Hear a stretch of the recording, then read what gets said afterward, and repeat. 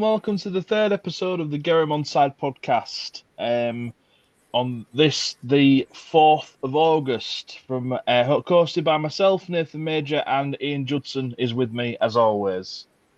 Good morning, Nathan. Good morning, everybody who's watching this. Oh, good evening by the time this goes out, because it'll go out. Well, yeah, good evening by the time it goes out. Yes. But there we go. Here we are on a Monday morning. You know, what better way to start the week off? Yes, what better way than looking at our gaining mugs on your devices. Right, so we shall start off by looking at this past weekend's results. Starting off in the Men's Super League, of course, we had the split round, the second lot of 3 games. Salford Red Devils 12, Hull KR 74. We'll talk about that more later, along with the second game, which was Lee Leopards 20, Warrington Wolves 14. And rounding out... I thought it was 16. I thought it was 2016. I shall double check that before we go, and then edit the website if it is indeed wrong. St Helens 40. I seem to remember Mark Sneed kicking a penalty when it was 14, and it gave them an 8-point lead at 16-8. Well, there's only one way to resolve this, and it's by going to BBC Sport. I won't be so sure. Well, yeah. Well, yeah, 2016. You're right. So the website's wrong. So it was Lee Leopards 20, Warrington Wolves 16. I shall edit that after we've finished. St Helens 40, Cass 0. Down under in the NRL, Parramatta Eels 10, Melbourne Storm 16, New Zealand Warriors 18, Dolphins 20. The Dolphins getting that last-minute try and a thrilling finish. Brisbane Broncos 60, South Sydney 14, Gold Coast 26, Penrith Panthers 30, St George Illawarra 18, Canberra Raiders 12, Manly Sea Eagles 4, Sydney Roosters 20, West Tigers 28, Canterbury Bulldogs 14, Cronulla Sharks 32, North Queensland Cowboys 12. In the NRLW, which I've now started covering in the results, the women's NRL, Gold Coast 14, Canterbury 14, West Tigers 4, Sydney Roosters 34, Brisbane 28, Cronulla Sharks 14, North Queensland Cowboys 6, New Zealand Warriors 12, Newcastle Knights 18, Canberra Raiders 0, Parramatta Eels 12, St George Illawarra 10. There was no Women's Super League this week, so instead we look at the Wheelchair Super League. So Leeds Rhinos Wheelchair 28, London Roosters 52, Hull FC 52, Edinburgh Giants 34. So at least there was one victory for Hull FC this round. Wigan Warriors 0, Halifax Panthers 68. In the Championship, Bradford Bulls 30, Halifax Panthers 10, Batley Bulldogs 4, Featherstone Rovers 18, Doncaster RLFC 34, Hunslet RLFC 24, London Broncos 18, Barrow Raiders 10, Sheffield Eagles 12, Widnes Vikings 24, York Knights 24, Oldham 16, North Wales Crusaders 12, Swindon Lions 24. Swinton. Yes, that's probably an autocorrect error. Whole different place. Yeah. Newcastle Thunder 10, Dewsbury Rams 64, Rochdale Hornets 36, Whitehaven 32, Workington 25, Keighley Cougars 22. And that concludes our roundup of the results. What was your match of the weekend, Ian? Did you have a particular I don't think there's much doubt, is there, really? It was obviously the events at the LSV, I think, have to be very much referred to. Because what a game. Just what a game. You've had recent experience of coming from behind to beat Warrington in a slightly more important game. Yeah. Maybe slightly more controversial manner, but having said that, Lee just look like they're on it, don't they? And they're just, and what I heard a lot of on Friday night and Jody Cunningham was particularly right. They're finding a way to win games. Yeah. When maybe they weren't before. They're finding a way to win games that they maybe shouldn't win. Warrington were utterly, utterly dominant in that game, and to be 14-2 up at one point and then 16-8 up at one point, and you thought that's got to be it. Putting aside the controversial first try to O'Mara Hanley, which in my estimation was not a try in a million years, the fact is that it was given, and then Lee, given that bit of a leg up, if you like, they found a way to win. A Lee last year probably would have lost that game, and I think that shows a lot of maturity from them. I think it shows maybe a slightly different outlook from them. The fact that it was such an intense game. It was playoff intensity from one team who are going to be in the playoffs and one team who probably aren't. We can't rule Warrington out completely, but I do wonder how much that's going to deflate them, the way that they lost this game. And then, of course, this week they've got the small matter of a home game against the champions Wigan Warriors, which I fully expect Warrington to get an absolute pasting in that, to be quite honest. But yeah, it was a great game. It was a great advert for the game, despite the controversy. It was just a fantastic game. It was good to watch. Yeah, I think Warrington's main problem, and this was the case at Wembley as well, is they can't close out a game. They're not playing for 80 minutes at the moment. I mean, they have in their team, well, supposedly the best halfback in the country in George Williams, which I don't buy, but they've also got Mark Sneyd. Now, in the case of Wembley, Mark Sneyd had a good few opportunities to drop a goal when Warrington were 6-2 up, which could have arguably killed the game. And in a similar situation in Lee, maybe putting a drop goal over later in the game would have killed that game as well. I think it was interesting when they took that penalty to go 8 points ahead. And I thought that's showing that they're thinking about how they're going to close this game out. And I thought, because I thought Lee, they'd got that controversial Hanley try, hadn't they, to make it 14-8, and Warrington, I thought they thought that possibly that would sort of take the wind out of Lee's sails, because obviously momentum is a big thing in the game, and maybe that Sneyd penalty was designed to do that. It's Mark Sneyd. He's going to kick it from wherever it is on the pitch. I think he could practically kick it from his own goal line, couldn't he? But I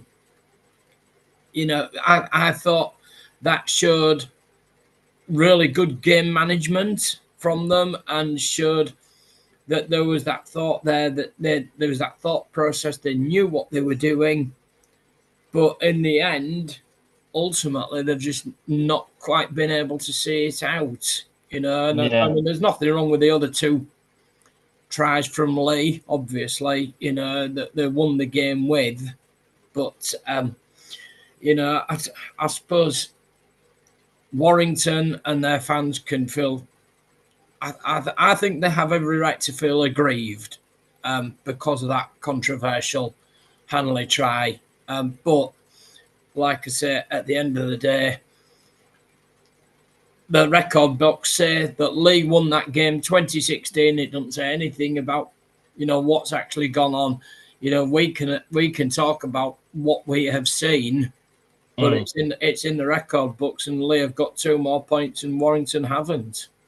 Yeah. And it's interesting you saying about them finding a way to win, because it's sort of the same thing that Hull KR have had a couple of times this season. I remember particularly the first game against Leeds at Headingley this season, when it looked as though Rovers were going to get beaten, and they pulled they pulled a victory from the jaws of defeat.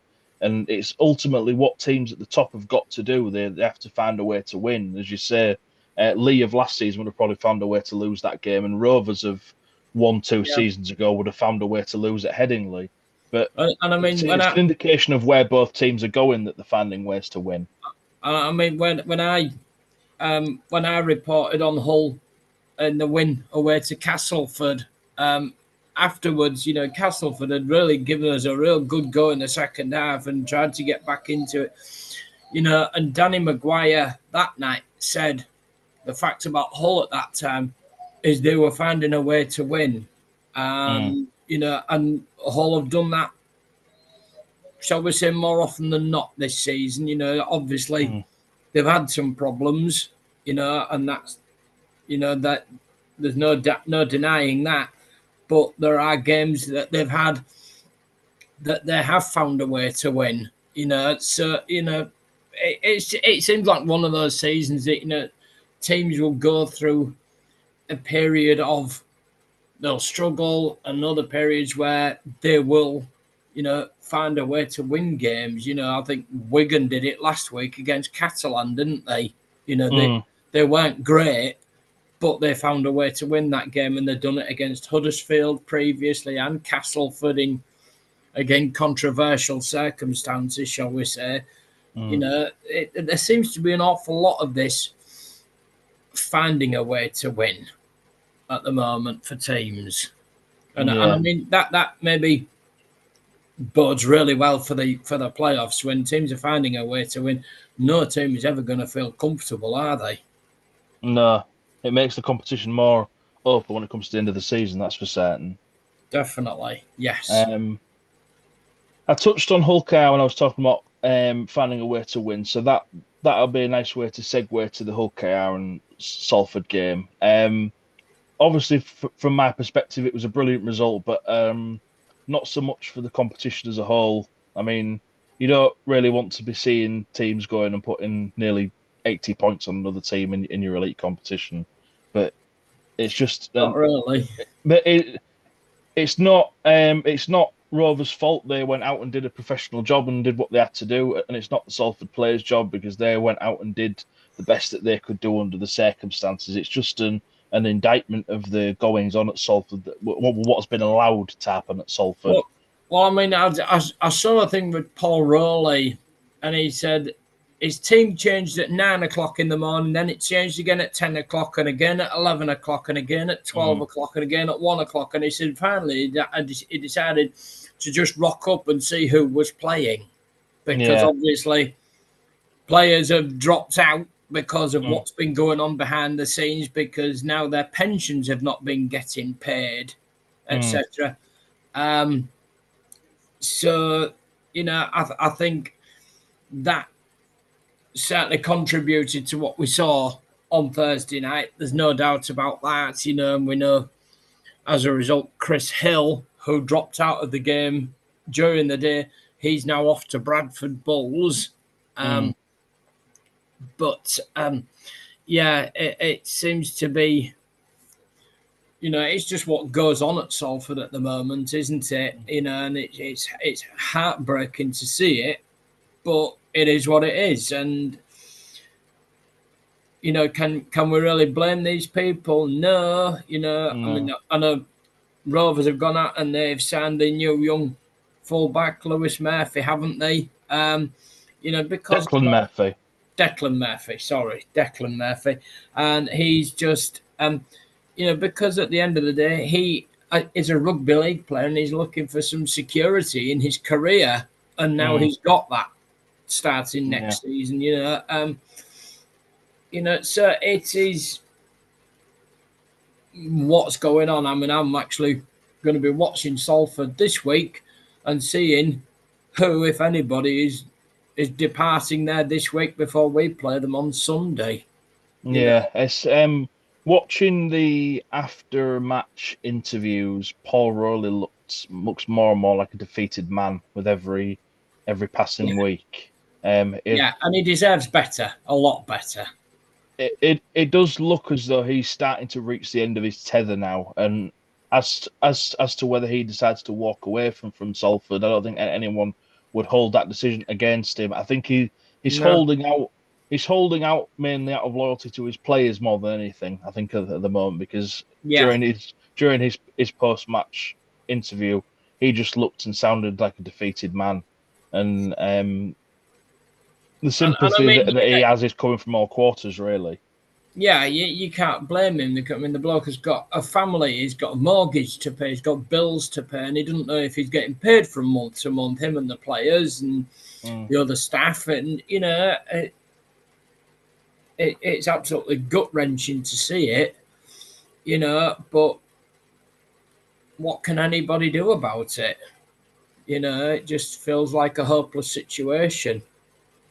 It does. It does feel like more could have been done to scrutinise the consortium that took over the club many Yep, months ago. But absolutely. if a consortium like that is coming in with not the best intentions to begin with, then it's very difficult to scrutinise people who aren't being completely upfront in the first place, because then they're not going to tell you that they're just in it for the stadium, and they're not going to pay the wages, and they're going to Yeah, rely the on stadium and the land. Yeah, no, we bridging want loans to and open whatever. a hotel. Yeah. Yeah, but you've got other ongoing things there that need to be considered. What I will say about the match, Mm. I got really deeply invested at one point because I thought, I mean, the game was over after 3 minutes Mm. when Rovers raced into an 8-0 lead. Mm.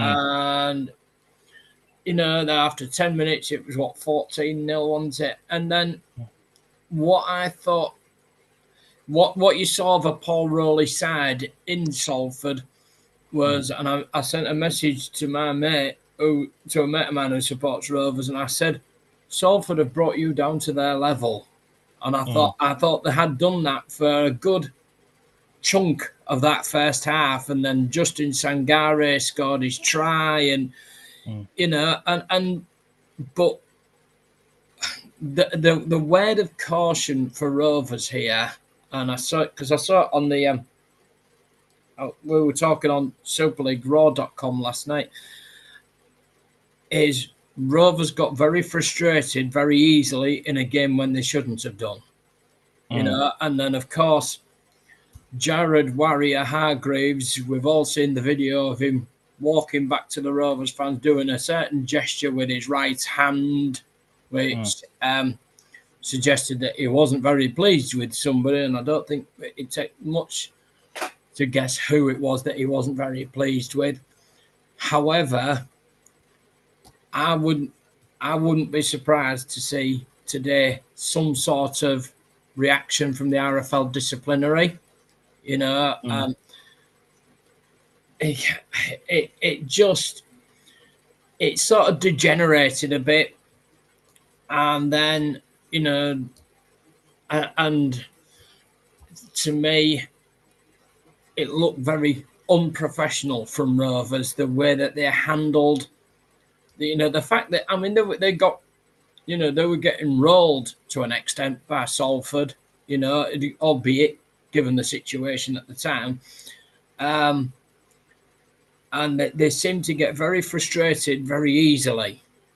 Mm. And I expect better from Rovers than that. I don't normally see stuff like that from Rovers. And as somebody pointed out last night, they got a yellow card. And yeah, they got away with it against Salford. In a game against like someone like Wigan or Leeds, or Lee, they don't get away with that.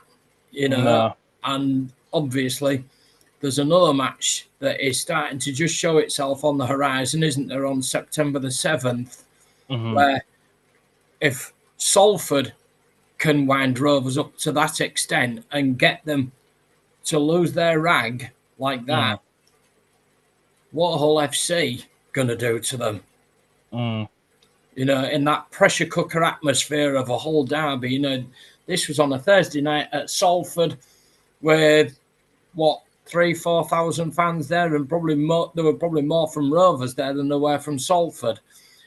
However, put them in the pressure cooker atmosphere of a Hull derby, and they react like that,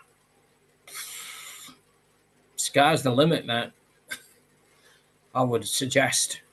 It's a bit inexplicable, really, because it's not something we've seen from No, Rovers all that much this season. And precisely. And I didn't expect it, but I just thought, I mean, what brings on frustration is being tired. Rovers, yeah, they'd had the week break the week before.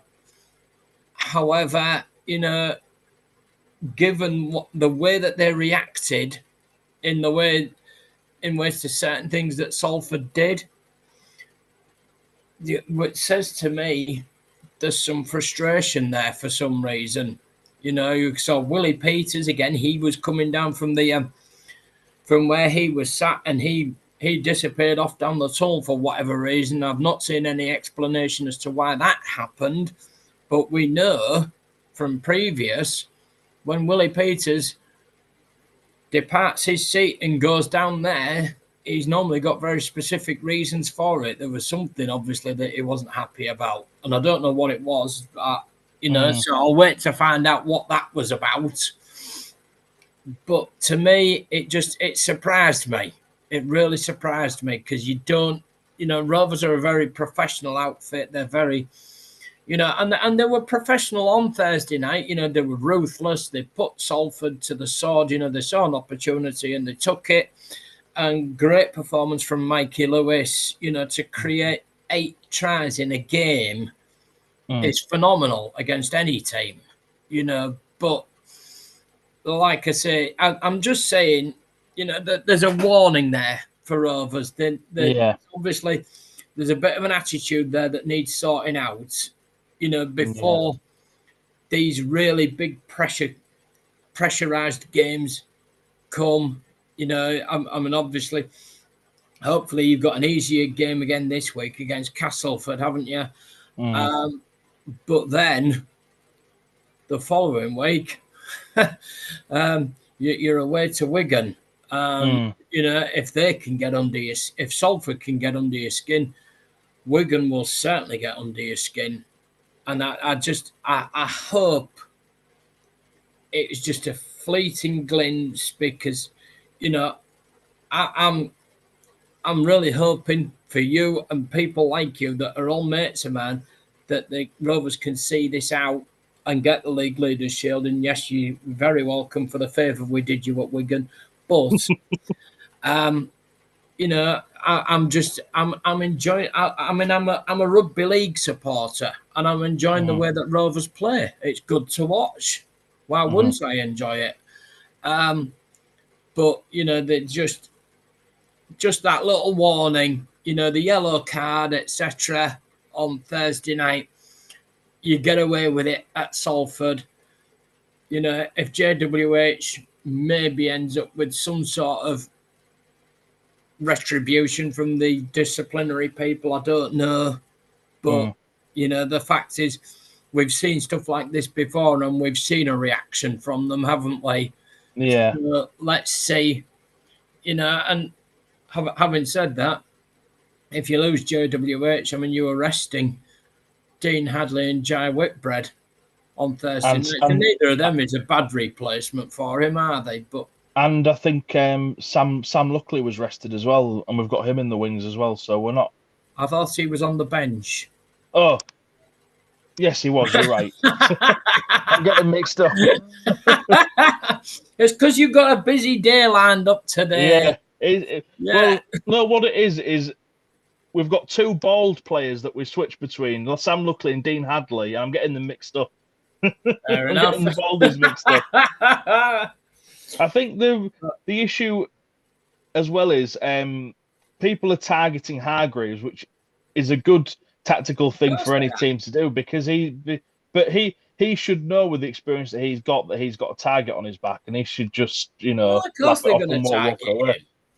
That's just par for the course, because they know what he's like and they know his reputation, and I would just say he's given them a little glimpse of that again on Thursday night, and Super League coaches, they'll take note of that and they'll see, how did Salford, of all teams, get under Rovers' skin? How did the team at the bottom of the table, in absolute crisis, still manage to get under the skin of the team who are top of the table and blowing all before them?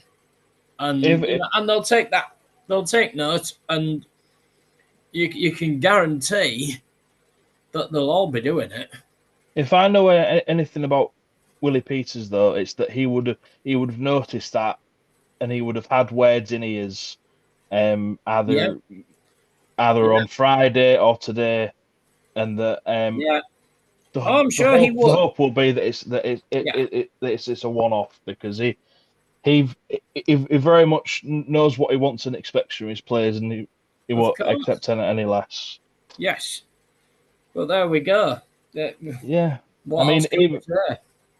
It does wonders for Rovers' points difference coming into the season as well, because we're now like nearly 200 points difference ahead of Wigan. And again, as you say, massive shout out to Mikey Lewis, who was just, he was dynamic, wasn't he? I know people will say that he was only playing Salford, but you can only play the team that's in front of you. What the biggest compliment I can give him for Thursday night was he was absolutely everything I expect of a man of steel and everything I expect of an England international. Yeah. And on Thursday night, he showed Sean Wayne just why he should have that England shirt. Plain and simple, because he was absolutely unplayable. And just, it was almost like, the old proverbial he could have played in a dinner suit, and it almost looked, when he went and scored his try, he almost looked like he was bored. He was like, I can't be bothered with this. Can I just give it to somebody and get another assist rather than scoring the try myself? But he didn't have that opportunity. Oh, well, I'll just have to go and score it myself, sort of thing. It gave that sort of impression. But hey, there you go. That's the man for you. That's what he can do. Yeah, and you didn't see much of the wind-up merchant Mikey Lewis on that day either. I think he was actually one of the more subdued players for a change.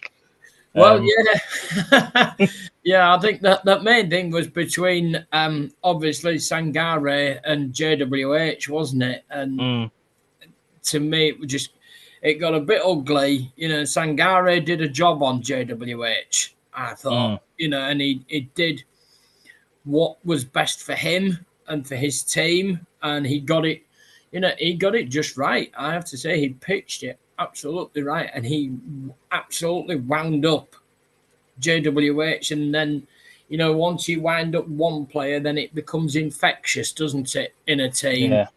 But like you say, Mikey Lewis was not one of them that got wound up. He was just busy kicking the ball to Joe Burgess, wasn't he? And what have you?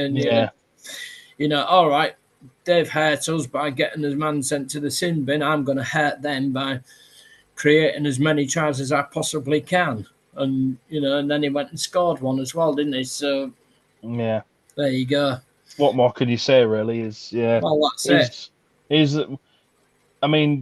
Jake Connor's been the standout player of the season, but you can't quite write off Mikey Lewis to win that second man of steel at this point. No, can you? Of course at the back end of the season. To be honest, you can't rule him out. To be fair, I think he's got more competition this season than he had when he won it last year. Yeah. Obviously, there's no Bevan French to compete with him at the moment. Again, which seemed to be the death knell for Bevan French last year. However, people like Jake Connor, Herman Essa, and a few others that I could mention are maybe more stiffer competition for him. And that's great. That's great for the Super League. When I checked the I flicked through the League Express before the podcast today, and I checked the Albert Goldthorpe Medal League standings, which is usually a nice weather vane of where the Man of Steel is pointing. And the current leader surprised me. It's actually Aidan Caesar from your team is currently leading the Albert Goldthorpe Medal chart. All right. Okay. Only by 1 point, but yeah, it's so maybe he's another name to bear in mind coming into the season. Well, I mean, he was up there, wasn't he? You know, that was the thing that Hull fans were raving about. Hull, from where we were last season, this season we've got 2 players in the top 4 for the Super League Man of Steel award, for the Steve Prescott Man of Steel award, as in Caesar was in 4th, Herman SAS was in 2nd. You know, we don't know what level it's at now, you know, because it's gone hidden, obviously. But, you know, so yeah, I mean, Caesar, he's been, to be fair, I think he's been a lot better than people are maybe giving him credit for at the moment, just because obviously he's been missing John Asiata for several weeks as his perfect foil, which hopefully gets him back this week. And, you know, but he's been doing a lot on his own. I mean, you know, he absolutely, I mean, he played Wigan off the park, didn't he, almost the other week. So, you know, somebody who can go to Wigan and do that and give them that sort of treatment, you know, deserves some recognition, certainly. So, but who knows? I mean, he's there in my thoughts, you know, because I'm getting close to that time of voting for Rugby League Writers Player of the Year. Aidan Caesar is definitely in my thoughts about that, you know, but there are various others as well, of course. But yeah, there we go. So the big news of this past week is it's been officially confirmed the Super League's going to 14 teams. We discussed the structure, the potential restructure a few weeks ago in our first episode, but now it's been confirmed. Can I bring in a question that I've been asked that will lead into that from Martin Morgan, Hull FC fan, who said to me, he sent me a question. He said, why have we had to play Wigan so many times this season? Because, of course, we've played them 4 times, twice at home and twice away. We've lost both at home and we've won both away. And in the process, we've handed one and probably a second trophy to you lot by winning those away games. The reason Hull have had to play Wigan that many times, yes, one of them is a cup match. We were just drawn against them. You can't, you know, you can't allow for that. You know, you can't cater for that, can you? You know, that's just happened. However, 3 league games against them will explain it for Martin. Hull, because Hull finished 11th last year, and of course Wigan finished top.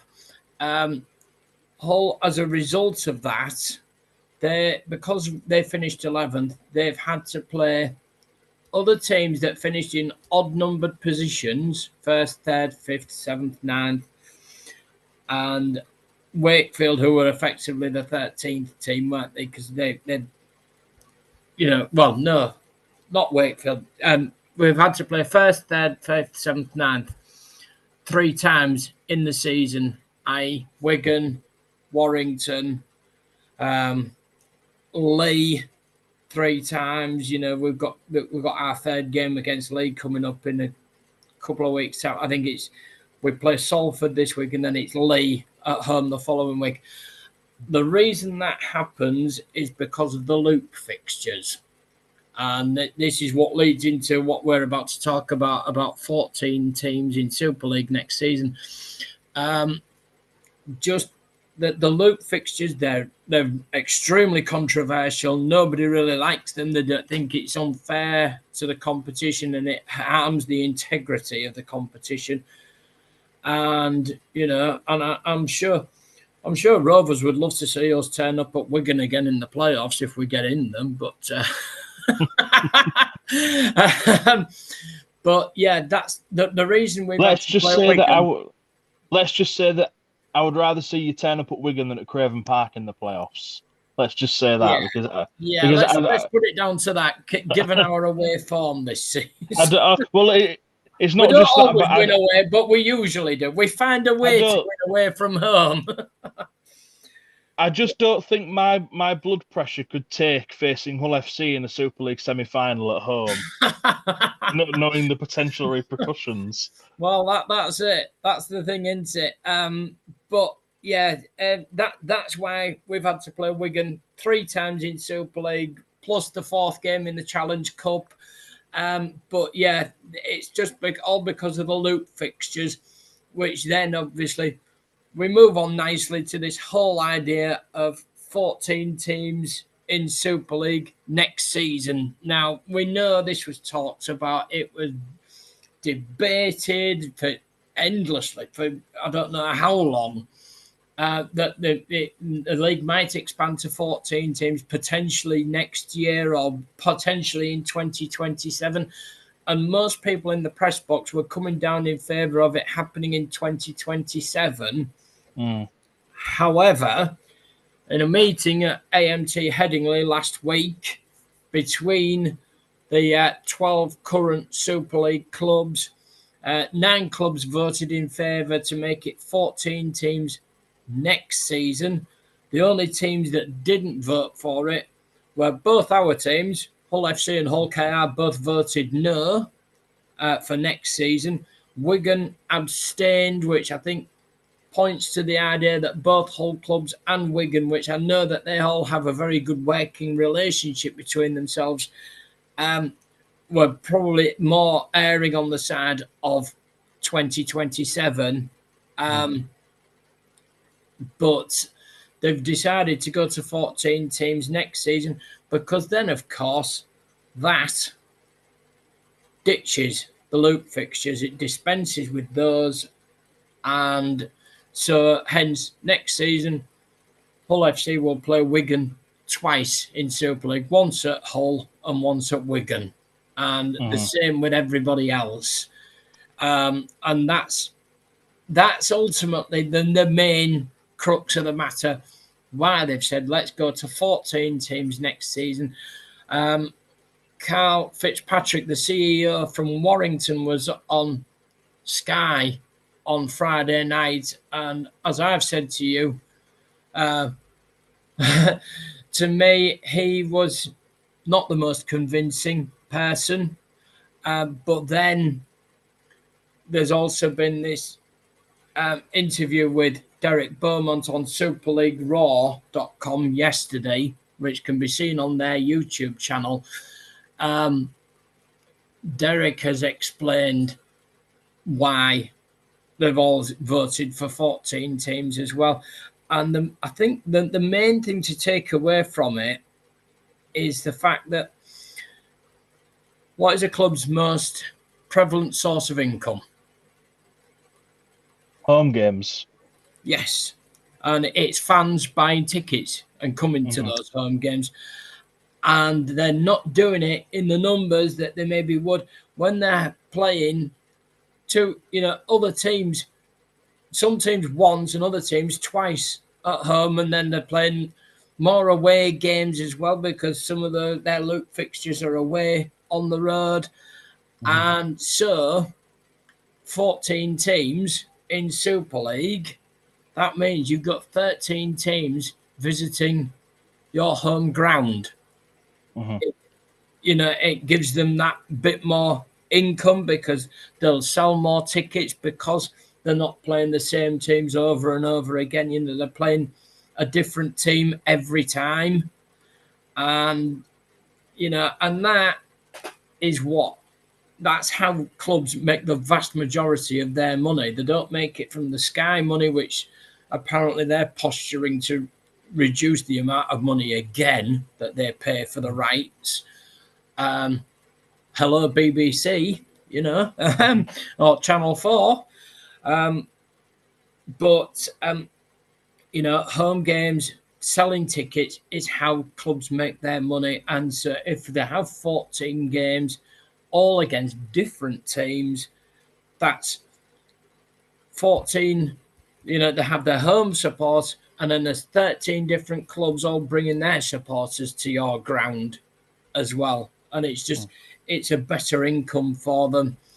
I have said, I've been an opponent of going to 14 teams that quickly. I think they've left it too late in the day.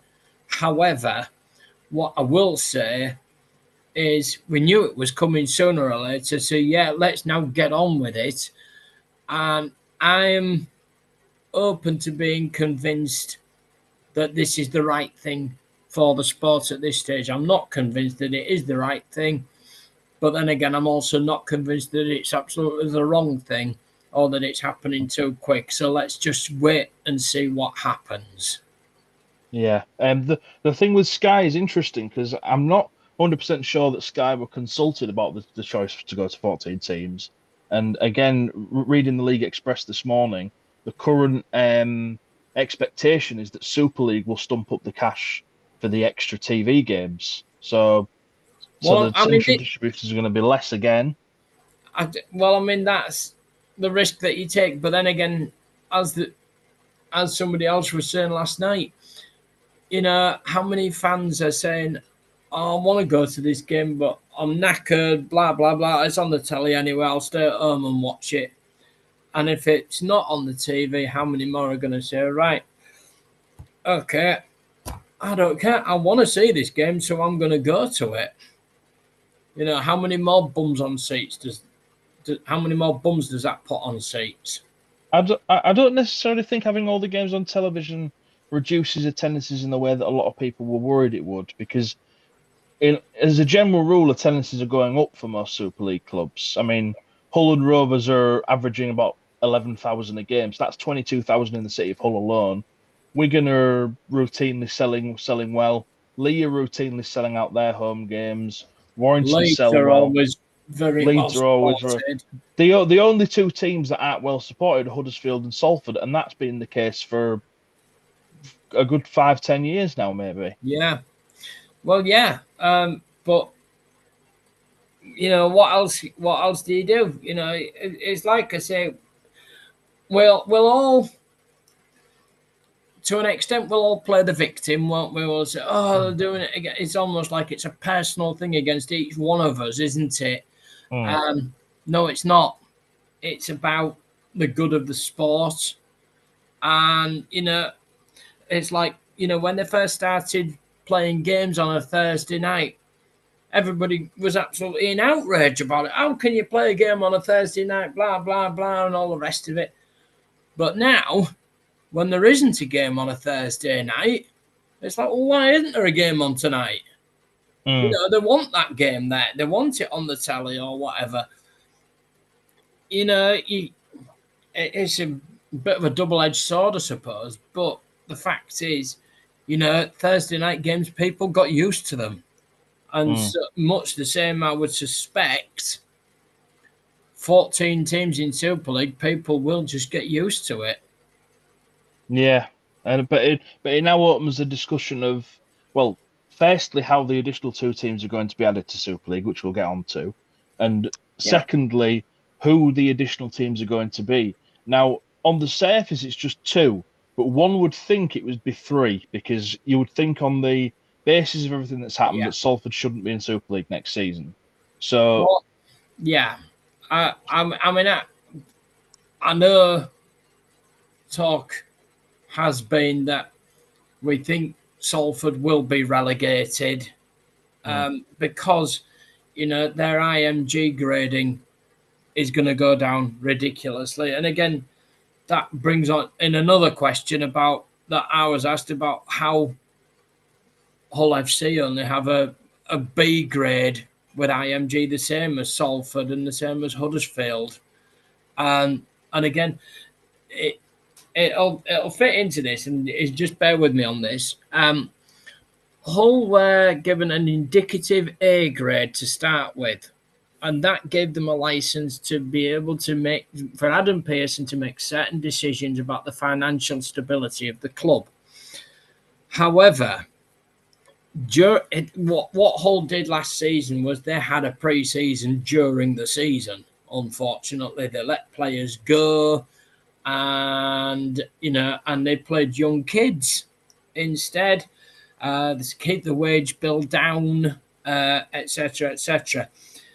Hull's finances are in. I think they're in a pretty healthy position now, and part of that reasoning is not. It's not because of the takeover by multi-millionaires. It's because Adam Pearson made certain decisions regarding the wage bill, etc. The problem was, and people say that this doesn't have enough of an effect. Hull only won 3 games in the whole of last season, and that does have an effect on your IMG grading. On top of that, there was this ridiculous thing about not having the right big screens in the stadium, etc. They were not getting enough fans through the turnstiles. The usage of the stadium was not enough. And so because of that, Hull's A grade that they initially got was reduced to B. I mean, they are the highest ranked B grade club in the country. There's no getting away from that. But they were just a B grade B. The reason why I think Salford will be relegated, which attaches onto that, they have only won 2 games this season. And if we're all honest, where do we see our next win coming from? Unless, of course, Hull's home collywobbles hit them again. I'd say they remain on only 2 wins all season. On top of that, the stadium is not getting used anywhere near enough. They're not getting enough people through the gate.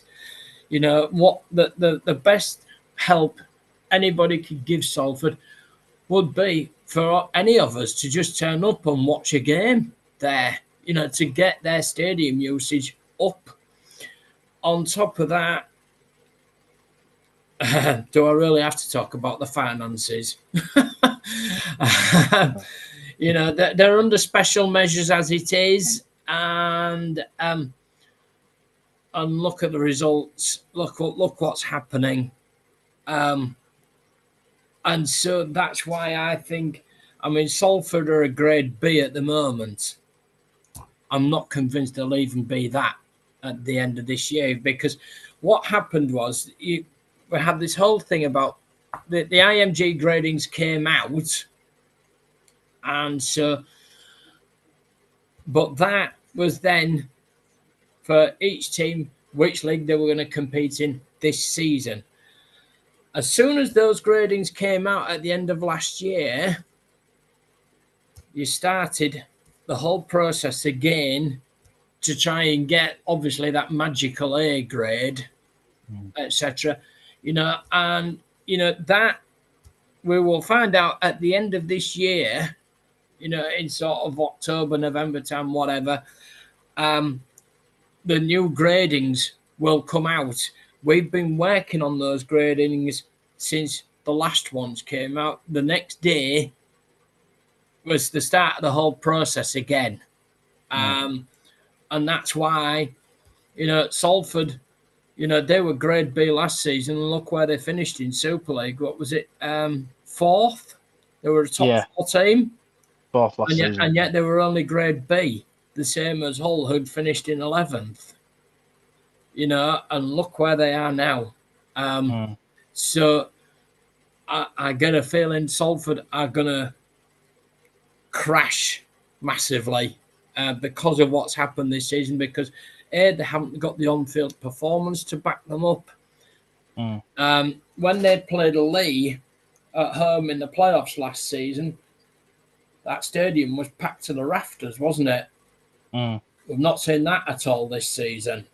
No. And of course, they're not winning enough games.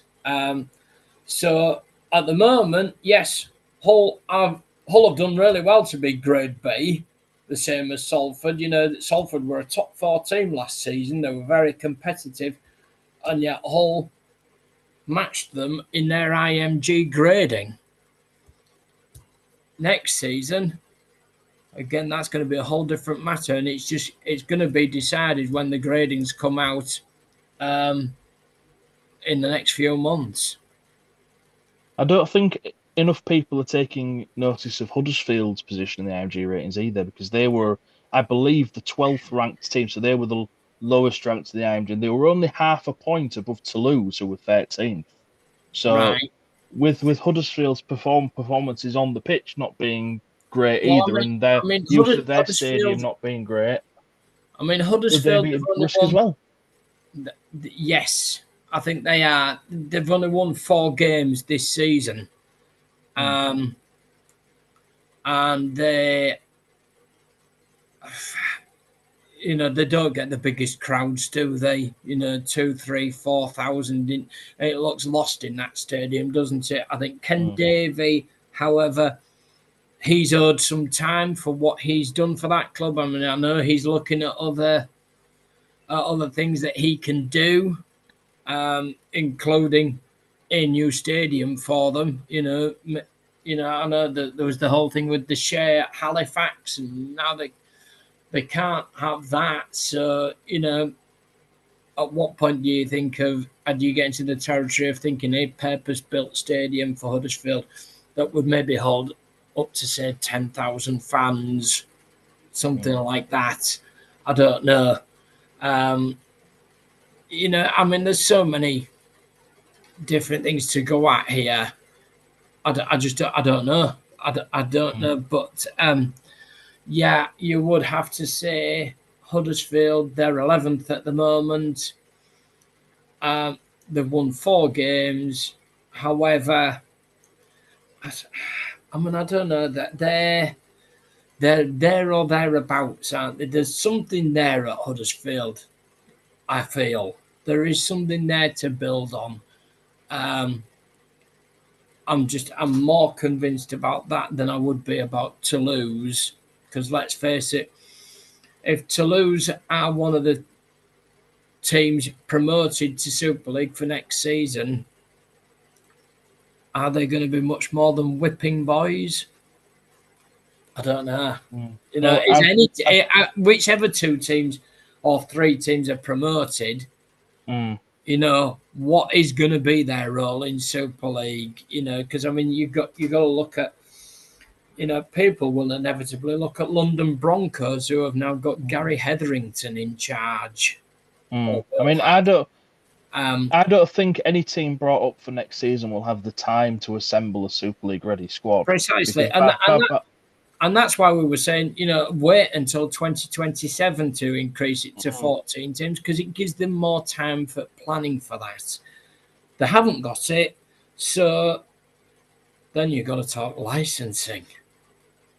Oh my! Because by the time the panel have made these decisions, it'll be after the IMG rating. So you'd have to think that the panel's decisions will come out in November, which gives the club two months to build a Super League ready squad in time for 2026, which just not isn't. Happen, I mean, is it? we saw the same thing in 2021 when Lee were brought up by a panel, and exactly the same thing happened then. They weren't given the time to build a squad, so they went straight back down again. And obviously the risk of going straight back down won't be as great because it'll depend on the IMG ratings, but it's not going to be a product that a lot of fans are going to buy into if you're going to see a team that are getting pasted every week, is it? No, precisely, and that's what we're trying. We want to avoid that.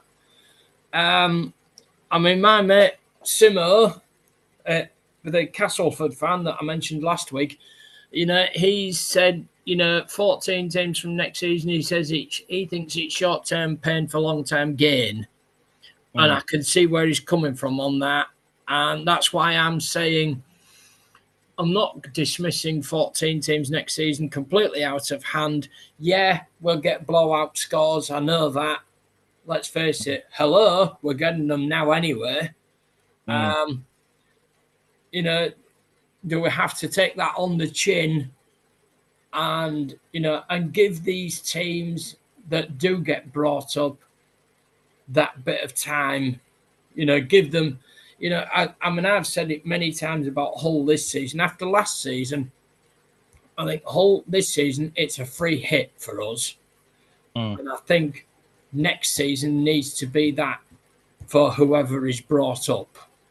I think that's the way it needs to be done. It needs to be a free hit so that they can get to where they need to be, to be competitive in Super League. So let's work on the assumption that Salford are going to be relegated, and just quickly give me your 3 teams who you think should make up the 3 spots for Super League next season. The first one, I would say York. I'm in agreement there. I mean, I know. I think they'd maybe take a look at Toulouse because, of course, the NRL said, "Oh, we'd want a 10-team competition with 2 French teams in it," and of course, Super League is going the other way, so they might want to stick in that second French team just to keep the NRL interested. I don't know.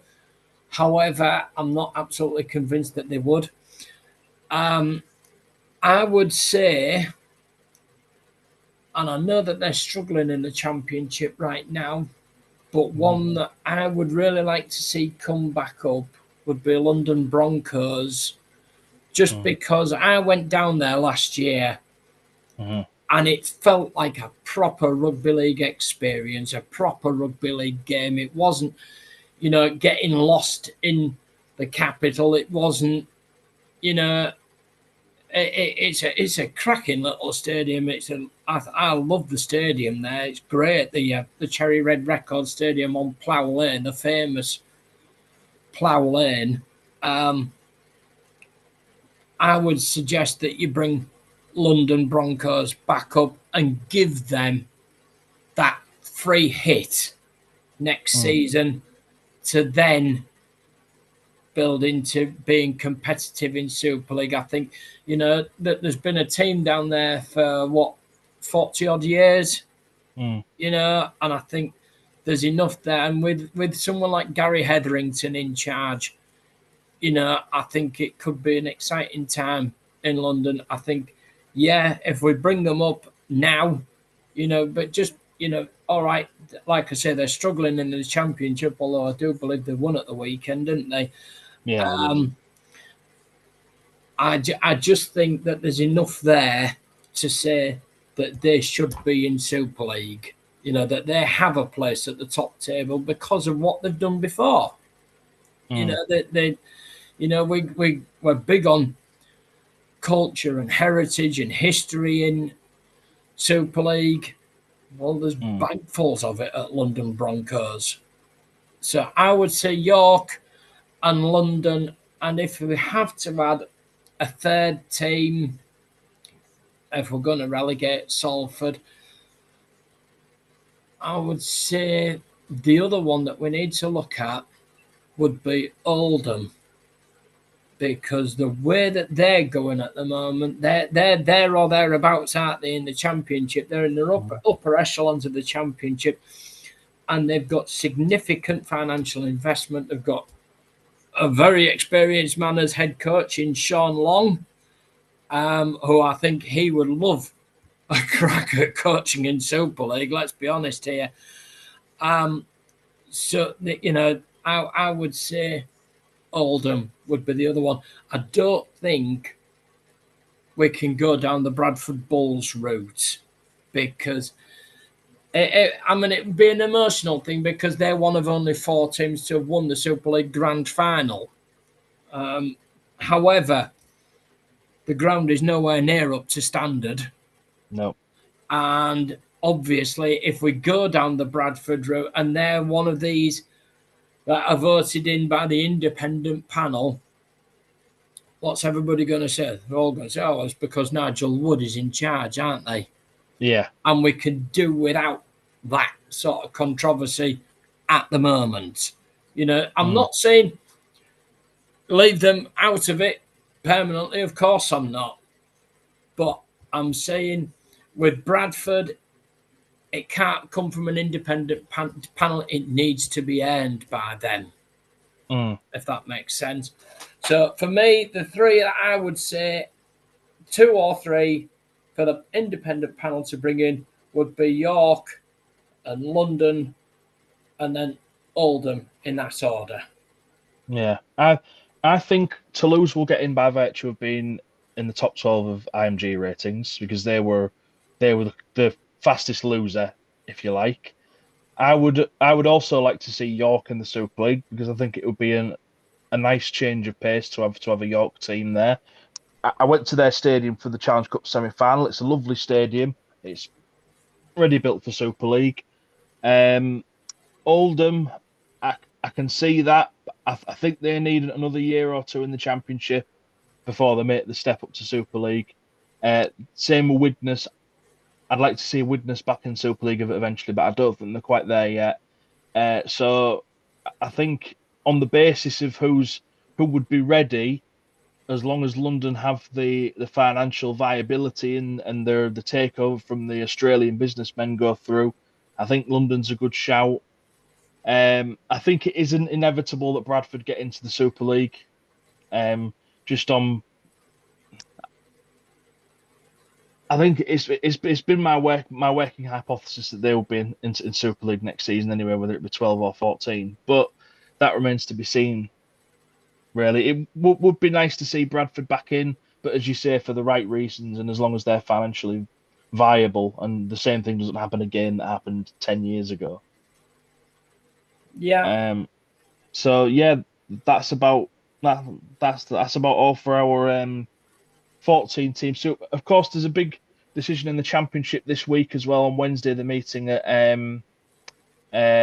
Halifax, I do believe, to discuss the championship structure for next season.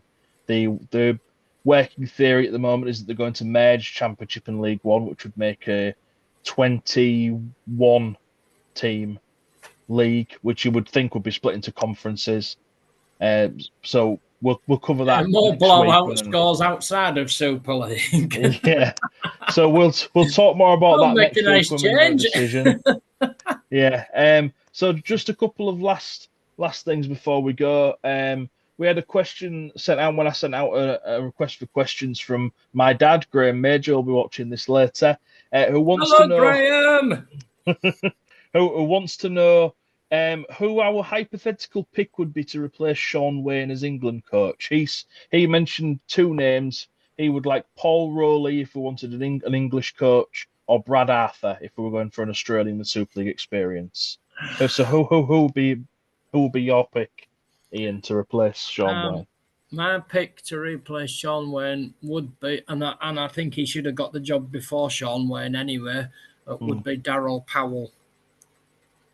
Because I just think he's been there, he's played international rugby league, he's been incredibly successful at club rugby league, and there's no reason why he couldn't carry on at club rugby league as well as being the international boss. We've seen that done before plenty of times, haven't we? And I think his way of playing the game, his teams have real defensive resolve, and when going forward, they look spectacular, don't they? And I think he would bring something completely different to the to the table than Sean Wayne does. And I think, Darryl Powell would be my pick to take over as England coach. Obviously, Paul Rowley would have to be mentioned as well, wouldn't he? Because I think, to be fair, offer him a different job. We offered him the job to take us over for this season, and he was on his way to sign the contract, and then told the driver to turn around and said he'd changed his mind and wanted to stick by Salford. So that sort of loyalty also, I think, counts for a lot if you're going to go and be the England boss. But no, my first choice would be Darryl Powell, because I think he should have had it when he left Castleford, Mm. rather than going to Warrington, I think he should have taken over as England boss. Yeah, I think Daryl Powell's a good. Daryl Powell and Paul Rowley are two good names. Matty Pete would probably be my pick, but the only drawback for Matty Pete is the Wigan connection again, which we've had with Sean Wayne. Yeah, I think Matty Pete, he will be the England coach at some point if he wants to be, just not right now and not immediately straight after Sean Wayne, who of course is still working at Wigan underneath him. So, I think that would just be the wrong way to go about it. But I think Matty Pete will be England boss at some point in the future. Yeah, I would like to think he would anyway. And my internal bias would like to mention Willie Peters as well, but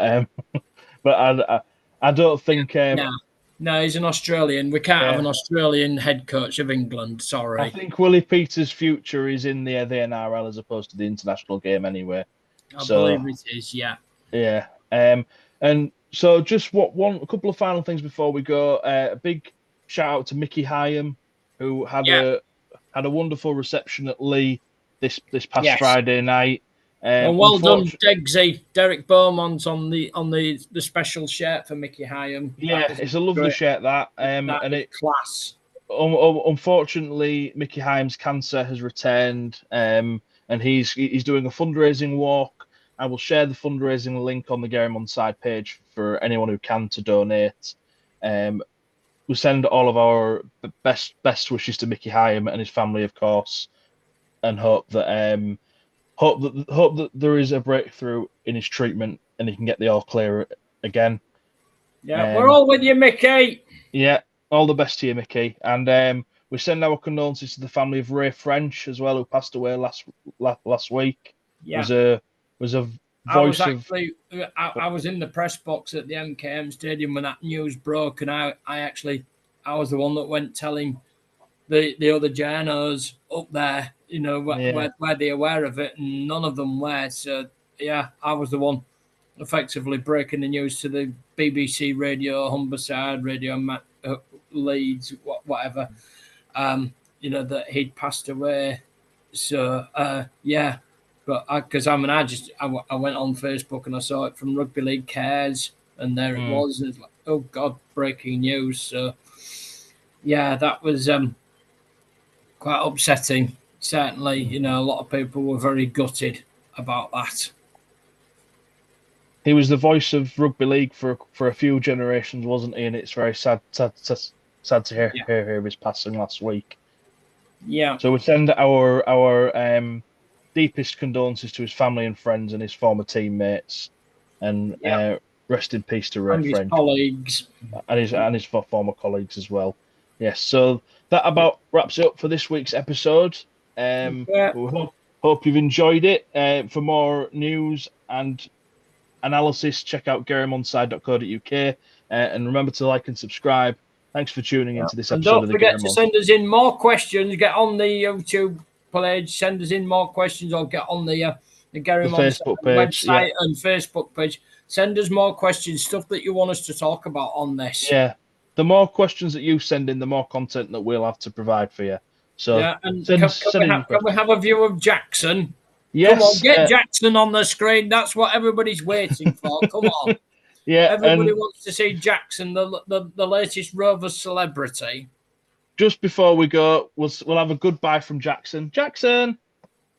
There he is. Hey, Jackson! All right. I'm going to ignore He's camera shy. He's camera shy at the moment. But thanks to everyone for tuning in. We'll see you all next week. See you later. Take care.